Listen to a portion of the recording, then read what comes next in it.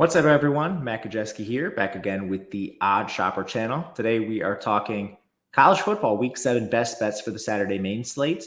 This is just meant to be a quick hitter of the top games of the week. If you are interested in more in-depth breakdowns, even some of the greasy games like Kent State, your Maction, your Sun Belt, that's all available on this very channel. Betting You, myself, and Ben Raza broke it down. But before we get started in this video, please hit the thumbs up button, subscribe to the channel, and hit the notification bell. That helps us a ton. Thank you if you've done it. We're also brought to you by Bet365. They have a deal for those of you in Kentucky, Ohio, New Jersey, Virginia, Iowa, Colorado, Louisiana, Indiana, Arizona, North Carolina, and Pennsylvania. What you'll do is click the link below, make your first deposit, bet $5 into any game, total, side, whatever you want. Whether it wins or loses, you are getting $250 in the form of bonus bets. Yes, just for betting a game. Must be 21, 18 in Kentucky. If you or somebody you know has a gambling problem, please call or text 1-800-GAMBLER. Okay, let us go to Odd Shopper, our live odds screen for the NCAA, and we are going to talk about the top 3 games of the slate. So let us search. First and foremost, we have Ohio State. If I could type this in correctly, they are a 3-point favorite right now in the market over Oregon. They are traveling across the country, of course, but they are still in a pretty good spot, in my opinion. Oregon has definitely taken money. The total sits at 54. That has come up. I am on the Ohio State side. I bought this at -3. I do not think we get a 2.5, so I think I am completely fine with this current number. Basically, to sum this all up, everyone, including the market, knows that Ohio State has to travel across the country. I'm not sure why you would be factoring that in more than the books already did to begin the week. I know their Big Ten is something like 1-7 across the country. I know people love to isolate that, even though more conferences in the Big Ten have traveled. This is not a new thing. But to break down actual football and not nonsense, the first thing we look at is the roster for these two teams.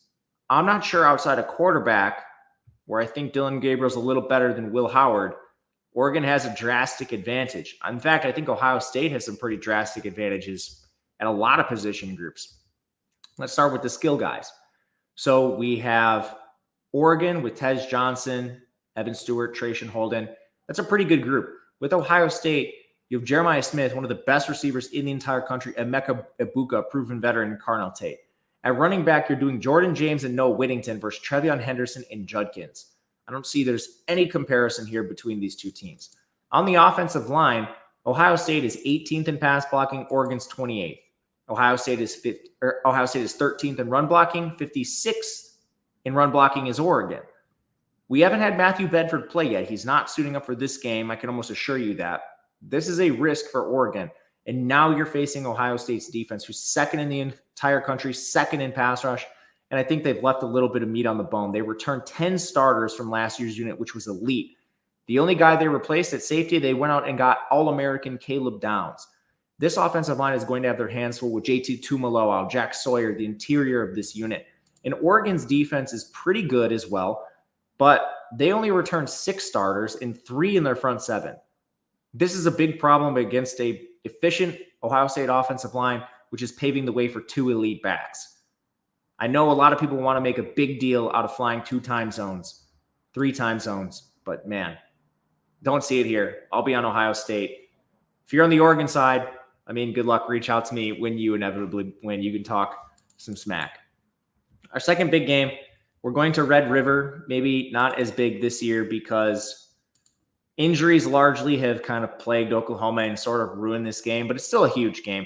I think it's Texas or pass. The 14s are gone in the market. That's largely because this Oklahoma injury report came out. And my, oh my, what a tough game for Michael Hawkins to make his second start in Red River against Texas. You couldn't draw it up any worse. And from here, I mean, this team is battered and bruised. They're down their top 5 wide receivers. Yes, top 5. And you're down multiple offensive linemen. They did return some. Like, we saw Branson Hickman come back. It hasn't been enough. This offensive line has been a disaster this year. Largely, I mean, they lost a ton of starters to begin the year, but some of this is no fault of their own. The injuries are what they are. They happen to a lot of teams. But anyway, you have Hawkins playing with no receivers behind a battered offensive line behind the number 3 defense in the country in Texas, who's been good across the board. And they're number 1 in coverage. Now you have Texas. Quinn Ewers is back. I'm not sure it matters a ton. Arch was pretty good by himself. I think we see more routes from Isaiah Bond, Matthew Golden, these elite pass catchers that Texas has been playing in a limited capacity to start the year because of their opponents. The offensive line for this team is elite. They're first in pass blocking, 66th in run blocking. Jaden Blue has had a fumbling problem, but even if it's not him, Wisner, Gibson, I don't see any resistance from Oklahoma. Their defense has been pretty good to start the year, but they're also battered. They lost Kendall Dobie, who's out for the year. Gentry Williams has been injured, and they've begun showing cracks. This is a team that allowed 10.6 yards per pass attempt to Peyton Thorne, 5.7 yards per carry to Jarquez Hunter in Auburn. They allowed 9.2 yards per pass attempt to Nico Iamaleava for Tennessee and 9.3 to Donovan Smith of Houston. Really, the only teams they've had a good job corralling pass-wise, Temple and Tulane. The Tulane data point is pretty good. I'm probably not going to bet this. It's a little rich for my blood. I don't think pace is going to be very good in this game, especially now that we have the backup signal caller for Oklahoma. Last week, they did reduce their seconds per play from 24 to 30. 2 weeks ago, I should say that a bye.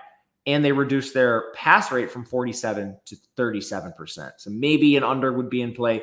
That number currently sits, let's see, actually just lost it as I tried to go to the next game ahead of time. It sits at 48.5. So, I mean, this has actually come down since we got the injuries. It was at 50.5. I would wait on that. Maybe you can buy it at a higher number. It looks like it met some resistance at 48.5. Maybe you find like a 49 or a 50 as you wait. Last one we'll talk about today. LSU, Ole Miss, another big SEC rivalry. This currently sits at a 3 on DraftKings in favor of Ole Miss. It's juiced. Or you can find pretty close to even money across the board at 3.5 for this team. The total is 62 points, so we are expecting a lot of plays and efficient ones at that in this game. I'm on another road team, which is scary. Going into Death Valley is tricky, but Ole Miss is in a pretty good spot here. I'm not really sure what LSU has done so far this year. Their offense has been pretty explosive, but they have not played to their strengths, which is their offensive line. And you look at Ole Miss, who's going to have to defend a near 60% pass rate from Garrett Nussmeier. They're 26th in coverage. They're 4th in pass rush. They may be getting back Princely Umanmielen, who is questionable for this game, off the not the ACL. I'm thinking Harold Perkins, off his absence last week. The only real question with Ole Miss, in my opinion, is Trey Harris is questionable. Their All-American receiver. They're very deep at that position, which is key because LSU's defense is atrocious. This team is 113th in coverage. They're a revolving door back there, and they've lost multiple starters in their front seven. Jacoby Gulleroy, defensive tackle, and Harold Perkins, he just tore his ACL. Those guys are not stepping through the door to defend this Ole Miss offense, which has been hyper-explosive this year. Conversely, Ole Miss has done a pretty good job defending most of their opponents. No, it has not always been the most difficult slate of competition, but this team has been dicing up most quarterbacks they face on defense. The only one who got them was Brock Vandegrift for 8.7 yards per attempt, and some of that just wild downfield passes. A little lucky to be completed, in my opinion. But we will back Ole Miss in this spot. I took a -2.5 early in the week. I would try to get a 3. It might come back to you. You're seeing 105s for Ole Miss at the -3.5. I would wait on this. If you can't get a 3, see what it is by kickoff because there is some buyback. That'll do it for us. Thank you guys for watching. Let me know in the comments what you think of these games and all the other big ones. Check out Betting You if you want more content on this very channel. Otherwise, we'll be back next week. Good luck, everyone. Enjoy the games.